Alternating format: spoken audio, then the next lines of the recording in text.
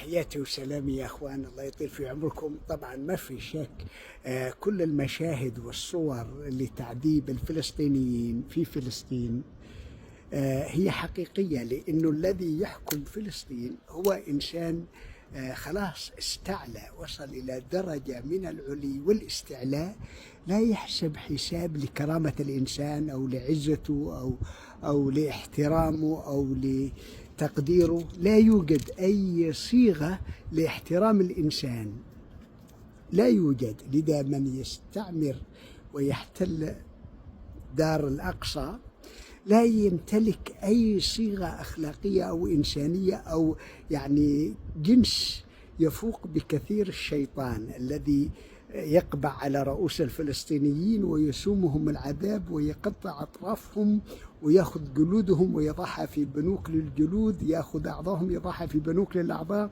يقطع رؤوسهم، يعذبهم. طبعا ما معناته يا أخوان؟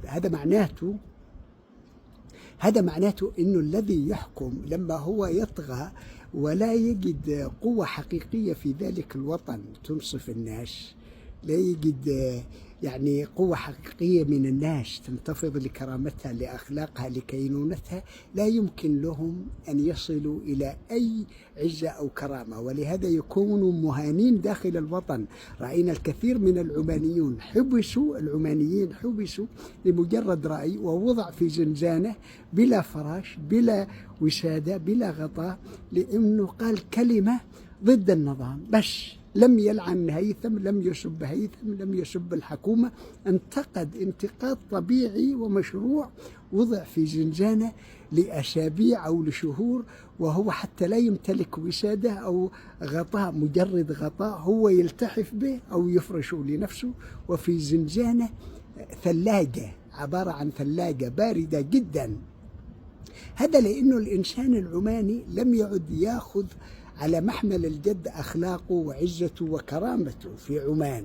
ولهذا ذات المبدأ يعني في فلسطين الحاكم الذي يحكم نتنياهو وأولئك العصابة الإجرامية هي وصلت إلى حالة من الطغيان، لأنها رأت الشعوب العربية ذليلة مهانة عند من يحكمها، فلم يعد للفلسطيني قيمة. أي شيء يفعلوا فيه هو عادي وطبيعي عندهم، لأنه هذولاك الناس لا قيمة لهم، يعني الشعوب العربية لا قيمة لهم عند حكامهم، فبالتالي كيف تكون للفلسطينيين قيمة عند بنيامين نتنياهو وشلته؟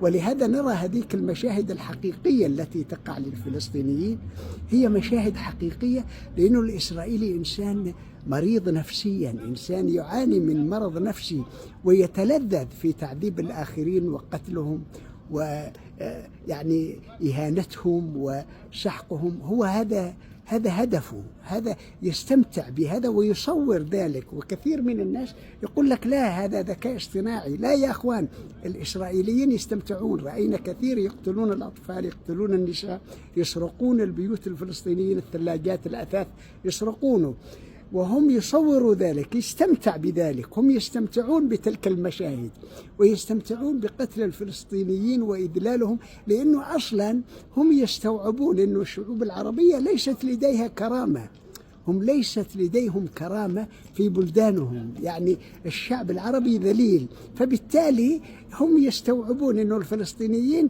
إذا كانوا أخوانهم العرب ذليلين في شعوبهم وتحت حكوماتهم، كيف نحن نحترم هؤلاء؟